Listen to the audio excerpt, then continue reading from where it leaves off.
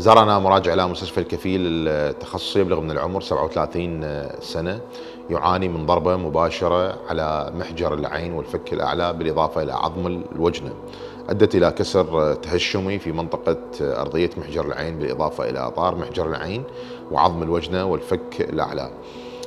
تم التحضير إلى عملية تثبيت هذه الكسور، وهي تثبيت أرضية محجر العين بالإضافة إلى إطار محجر العين والفك الأعلى، وإرجاع عظم الوجنة إلى وضعه الطبيعي لغرض الوصول إلى المسألة الجمالية وهو تناظر الوجه، بالإضافة إلى المسألة الوظيفية وهو إلغاء ازدواجية النظر نتيجة الضربة المباشرة على محجر العين.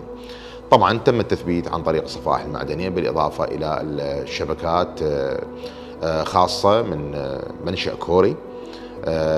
الحمد لله خرج المراجع بصحة جيدة، بالإضافة إلى إرجاع طريقة حركة العين والنظر إلى الصورة الطبيعية، والحمد لله ممكن إجراء هذه التداخلات في مستشفى الكفيل التخصصي.